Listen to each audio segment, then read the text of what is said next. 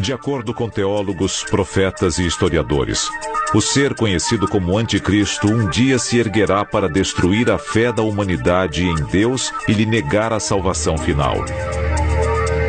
Mas se isso for verdade, quando vai acontecer? De acordo com estudiosos, Nostradamus previu 3 anticristos em suas famosas quadras. O primeiro homem do pecado previsto, Napoleão Bonaparte. Um imperador nascerá próximo à Itália. Ele custará muito caro ao império. Ele é menos príncipe do que açougueiro. Napoleão pode ser considerado o anticristo. Por quê? Porque ele tentou unificar toda a Europa e até a Rússia sob o seu poder. Onde quer que ele fosse, ele conquistava e engolia um país após o outro. Nostradamus também prevê um segundo anticristo. Ele surgirá na Alemanha, sedento pelo domínio mundial. Bestas ferozes e famintas cruzarão os rios. Grande parte da batalha se dará ao Richter. O maior de todos em uma jaula de ferro será arrastado quando o filho da Alemanha nada observar. O personagem seguinte dos anticristos de Nostradamus se chama Richter, bem parecido com Hitler. Outra pessoa que foi da pobreza ao poder e conseguiu enganar a todos e assumir o comando. Ele tentou conquistar o maior número possível de países e colocá-los sob o domínio tirânico da raça ariana. E ele pareceu invencível por algum tempo. E ele tinha características quase divinas. O terceiro anticristo previsto por Nostradamus permanece um mistério e sem identidade. Seu nome, Mabus. Mabus, morto embora, retorna. Morto embora, retorna. Morto embora, retorna. Homem e animal sofrem terrivelmente. Então de súbito sobrevém a vingança. Muito sangue, sede e fome quando o cometa passa. De acordo com as quadras de Nostradamus, a região de origem do anticristo vai estar mergulhada no caos. Quem quer que ele seja, muitos acreditam que a tecnologia moderna está abrindo caminho para o domínio do anticristo. Uma única transmissão de TV pode atingir bilhões em uma única noite. Como o anticristo é alguém que vai subir ao poder rapidamente, é óbvio que o uso de redes sociais será uma forma excelente dele se tornar mais popular e conhecido e finalmente chegar ao poder. De acordo com o livro do Apocalipse, aqueles que ficarem para trás serão marcados para sobreviver no mundo pós-arrebatamento. Para que ninguém possa comprar ou vender, senão aquele que tiver o sinal, ou o nome da besta, ou o número do seu nome. Aquele que tem entendimento, calcule o número da besta, porque é o número de um homem, e o seu número é 666. Muitos acham que a marca da besta já existe, e que muitos a estão abraçando de forma irresponsável. A tradução da Bíblia nos diz que 666 vai ser a marca da besta. O único sinal que nós vamos ter quando o anticristo chegar ao poder, de acordo com a Bíblia, é que nós vamos receber a marca da besta para poder vender, comprar ou trocar qualquer item. Basicamente, toda a economia controlada por um indivíduo. De acordo com o livro do Apocalipse, antes que o Filho de Deus possa voltar, o filho do demônio deve se erguer. Alguns dizem que ele já está aqui.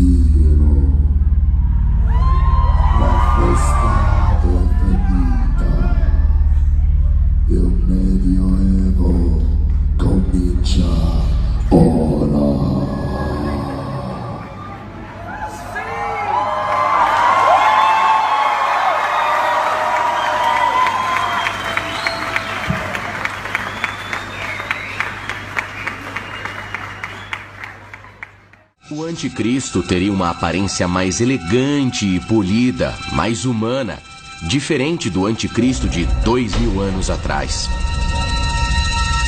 Uma Uma das características do anticristo a qual devemos estar atentos é que, em primeiro lugar, ele vai nos convidar a fazer uso do seu poder. Ao longo da história, não faltam pessoas acusadas de ser o anticristo. É claro que Napoleão e Hitler não eram o anticristo. Pelo menos não o único anticristo. Porque nós ainda estamos aqui. De acordo com o livro do Apocalipse, o anticristo vai ser alguém extremamente carismático. Alguém bonito. Capaz de mentir sem qualquer remorso. Mas como seria um mundo unificado pelo anticristo? Emergem 3 possibilidades diferentes. A primeira envolve um mundo em que todos ignoram a sua chegada. Uma ideia comum é a de que seria um mundo com um só governo sob o domínio do anticristo. O mundo inteiro governado pelo mal. Todos no mundo adotam voluntariamente a marca da besta, implantando um chip de rastreamento por satélite. E haverá um líder que vai parecer puro, que vai parecer sagrado. As pessoas vão se unir em torno dessa pessoa, mas seu único objetivo é concentrar o poder. O grande irmão monitora suas palavras e pensamentos. A Terra torna-se uma grande prisão. Imagine um mundo sob um único governo totalitário. Nós já vimos isso antes e milhões de pessoas foram executadas. Foram executadas. Foram executadas.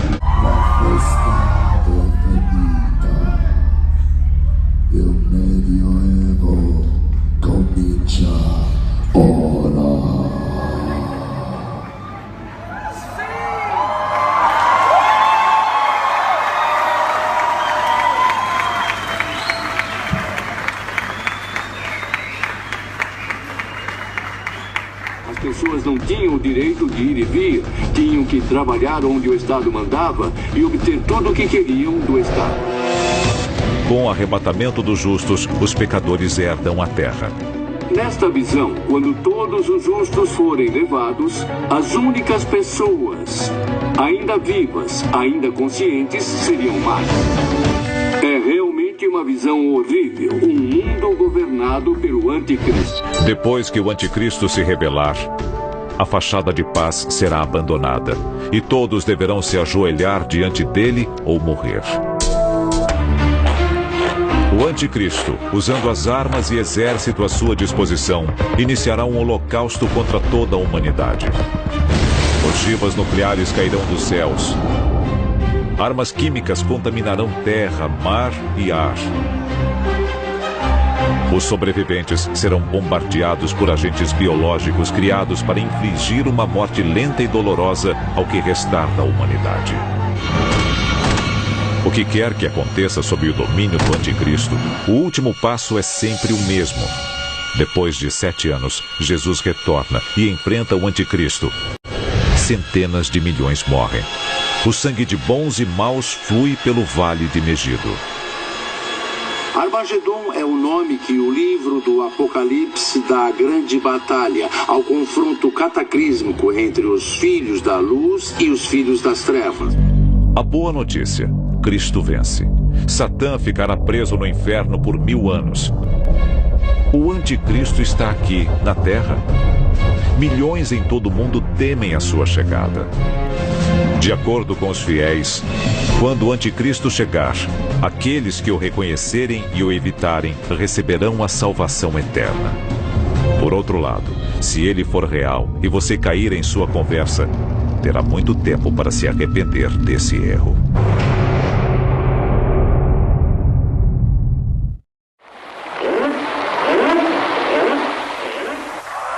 Um capitão da grande Alemanha coletará para si mesmo, por ajuda forçada para o Rei dos Reis, com a ajuda da Hungria, de tal forma que sua rebelião causará grande derramamento de sangue.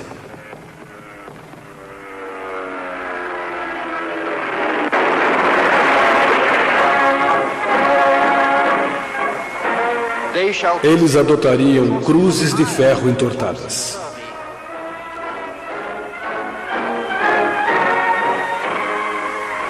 Sob a santa aparência de libertar os povos da escravidão, ele próprio usurpará o poder do povo e da cidade.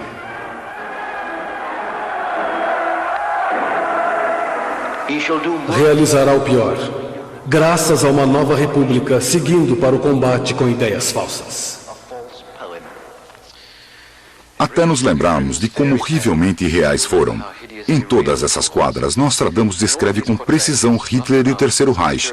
E ainda há outras 3 quadras que, é claro, são sujeitas a debates entre os especialistas. Ela contém a palavra Richter. Alguns afirmam que aqui Nostradamus está realmente dando o nome de Hitler. Some commentators maintain that in these, Nostradamus is actually giving the name Hitler. They cannot be applied, I think, with any logic to any other person in history that we know to date. Unless they're futuristic, and I'm quite wrong, they're Hitler. And the name Hitler next to them seems to me to be pretty conclusive.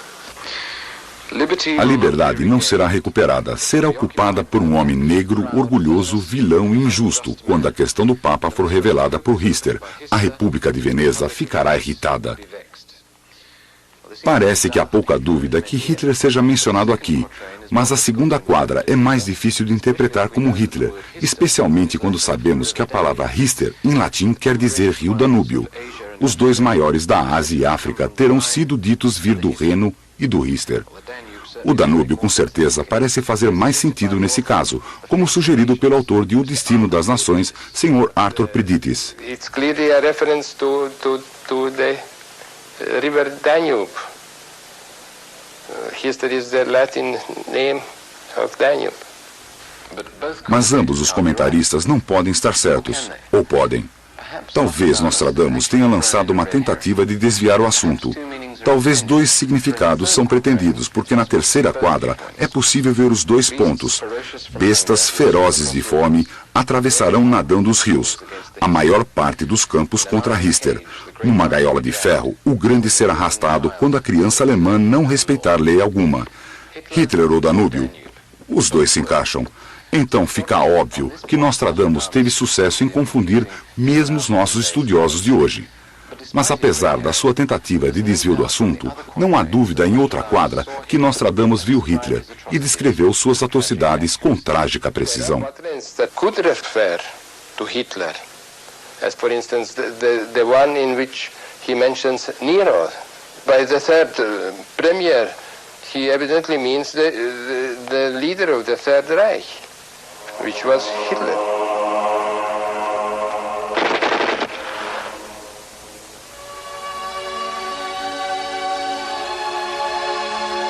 O terceiro premier, muito pior do que Nero, vê o derramamento de sangue humano. Ele fará com que fornos sejam reconstruídos.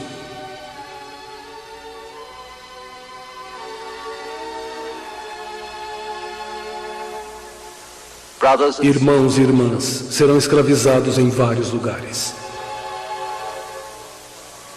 Eles serão oprimidos. Testemunharão sua coragem, impudência, nudez.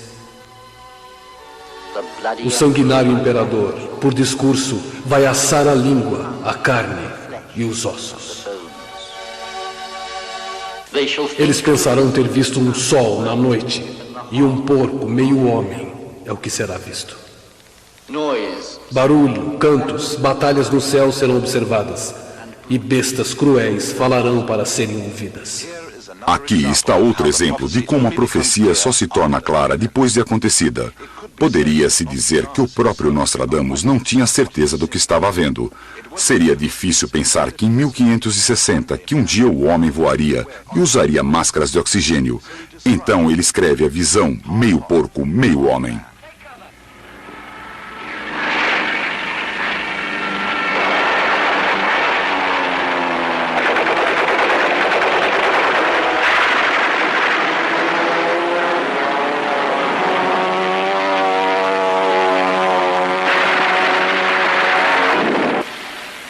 Quando o porco meio homem for visto, barulho, cantoria, batalhas no céu serão observadas.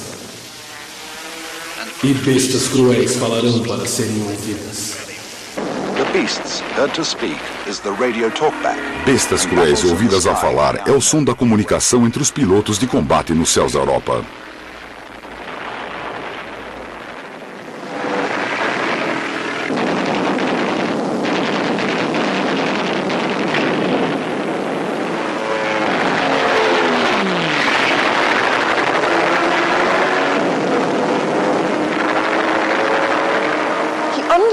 machinery in a very strange way. He understood aeroplanes, he understood flying in the air, he understood ships that went underwater full of men, and all these things, which was very, very strange. He was writing in 1555 odd.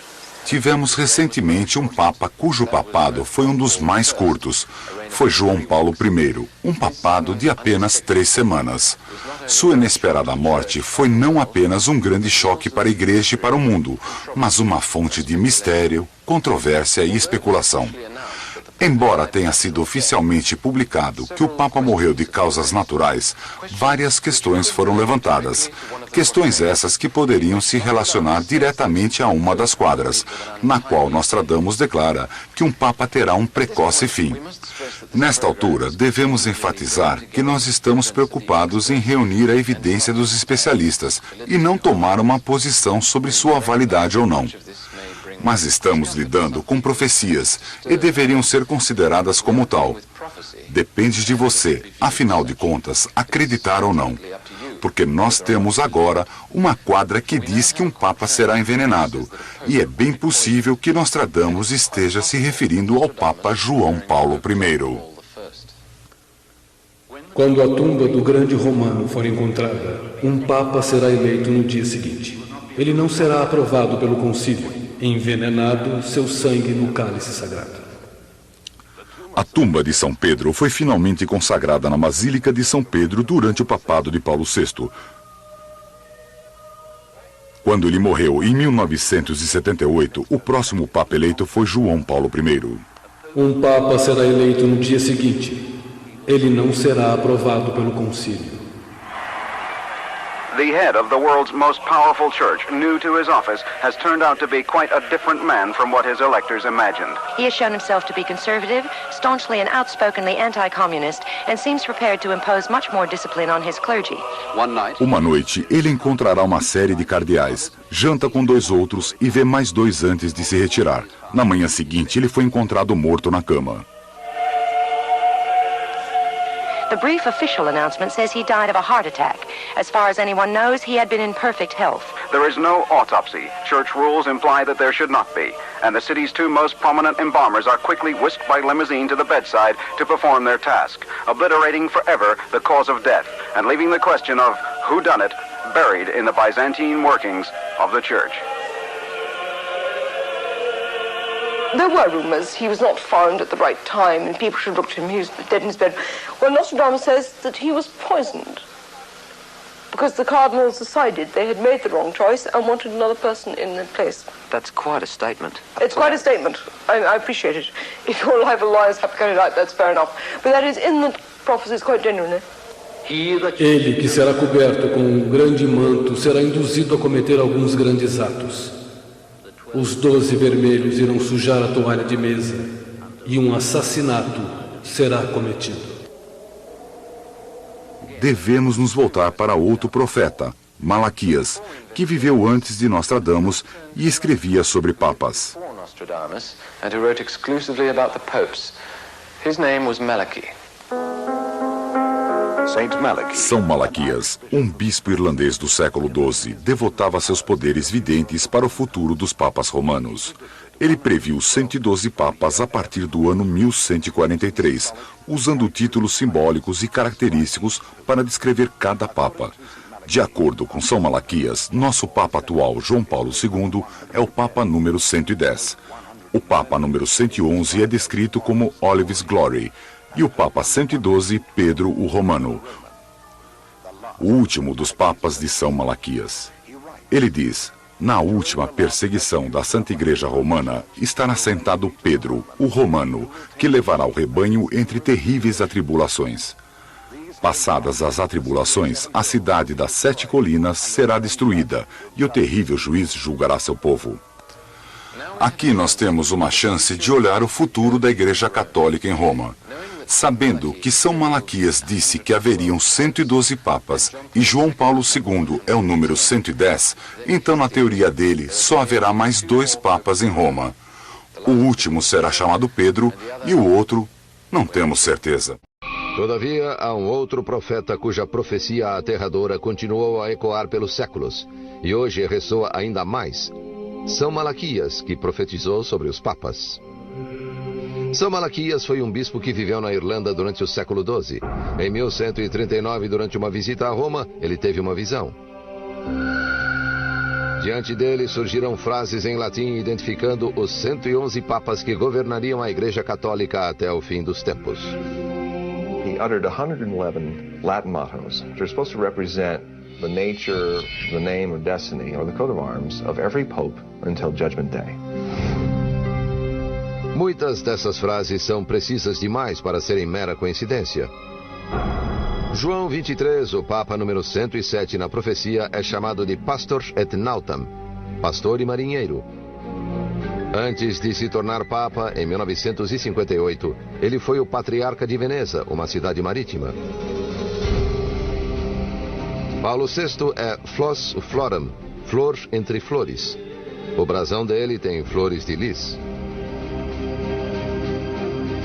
John Paul II, who is called De Labora Solis in the prophecies, which means the sun's eclipse, the sun's labor.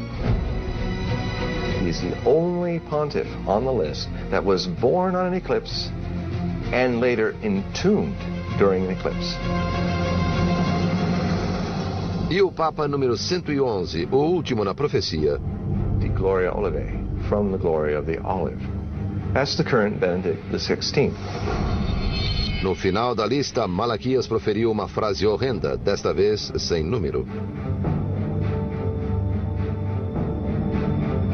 Durante a perseguição final, o trono da Santa Igreja Romana será ocupado por Pedro o Romano, que apacentará os cordeiros em muitas atribulações, depois das quais a cidade das 7 colinas será destruída e o terrível juiz irá julgar seu povo. O fim. Malaquias está descrevendo o fim da Igreja Católica ou o fim do mundo que conhecemos. Pedro o Romano, o último Papa, virá depois do atual Bento XVI? Alguns especialistas acreditam que, como seu título não tem número, eles são um só. São Malaquias, Nostradamus e Mãe Shipton previram eventos que desde então se tornaram história. Quem são os videntes de hoje e o que podem nos dizer sobre nosso destino? No Vaticano foi registrado outro momento histórico desta sexta-feira nos preparativos para a beatificação do Papa João Paulo II. A correspondente Ilse Scamparini acompanhou. O túmulo na Gruta Vaticana foi aberto hoje de manhã, 6 anos depois da morte do Papa polonês. Dentro do caixão de madeira, que permanecerá fechado, outros 2 caixões protegem o corpo de João Paulo II. O secretário de Estado do Vaticano, Tarcísio Bertone, e o assessor pessoal de João Paulo II, durante 40 anos, cardeal Stanislau Dziwisz, fizeram as primeiras homenagens e orações. A lápide que cobria a tumba deverá ser levada para uma igreja da Polônia como relíquia. Para proclamar João Paulo II beato, a igreja reconheceu como milagre o caso da freira francesa Marie Simon Pierre, que teria se curado do mal de Parkinson depois de pedir a intercessão dele. A irmã vai se juntar a outros milhares de fiéis que já estão chegando para acompanhar a celebração. No domingo, dia da beatificação do Papa João Paulo II, o caixão será exposto na Basílica de São Pedro. 50 chefes de Estado confirmaram a presença na cerimônia. O Brasil será representado pelo vice-presidente Michel Temer. E para comentar a cerimônia de beatificação do Papa João Paulo II, a gente recebe aqui no estúdio o mestre e doutor em Direito Canônico, Monsenhor André Sampaio. Monsenhor que foi diplomata brasileiro na Santa Sé durante 10 anos e encontrou diversas vezes com o Papa João Paulo II durante toda essa trajetória. Não é verdade? Verdade. Muito obrigada pela participação. Prazer é todo mundo estar com vocês. Boa tarde. A gente pode dizer que a beatificação é o primeiro passo para a canonização? É um dos passos para a canonização.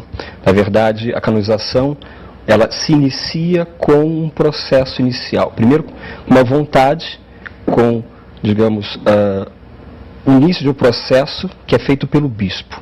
Durante muito tempo foi feito pelo Papa, mas, na verdade, o bispo da diocese, qualquer diocese do mundo, qualquer eparquia oriental também, ele apresenta, ele dá início a esse processo.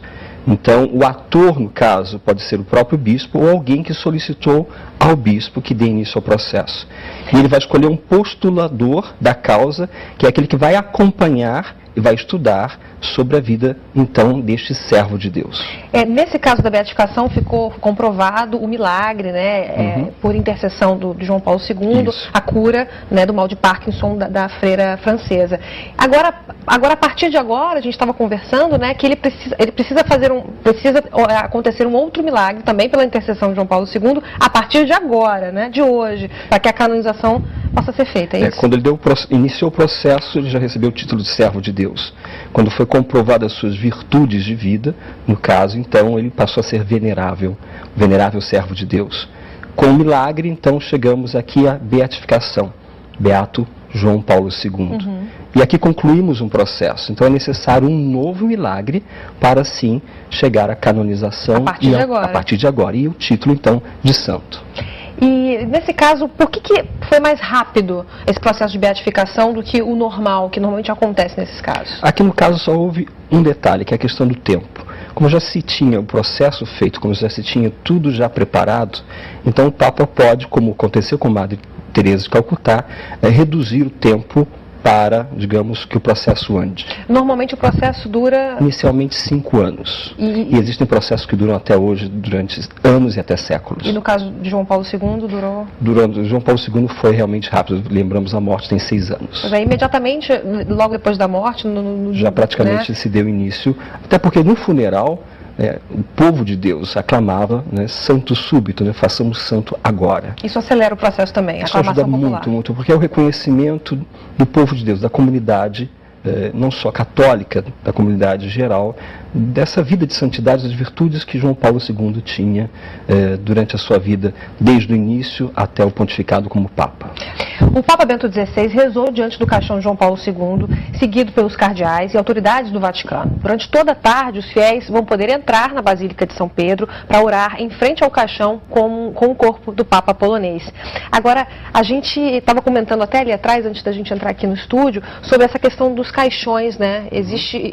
São 3 caixões, né? Seguindo as normas, porque existe uma norma, existem documentos, né? Muitas vezes, eu até lamento porque muitas vezes nós católicos não lemos os documentos da Santa Sé. Mas quando se fala do funeral, existe toda uma norma para o funeral. E o Papa, ele é sepultado dentro de um primeiro caixão, né, de madeira, né, de cipestre, e depois esse caixão é colocado dentro de um caixão de zinco, que é lacrado, e o caixão de zinco é colocado num caixão de carvalho. E aí sim, colocado na cripta e colocado mármore. E não foi necessário retirá-lo. Como é um fato recente, tem 6 anos. Então, não houve necessidade nem de abri-lo para, no caso, retirar as relíquias, porque já existiam as relíquias, no caso, o sangue, que foi utilizado para fazer o relicário.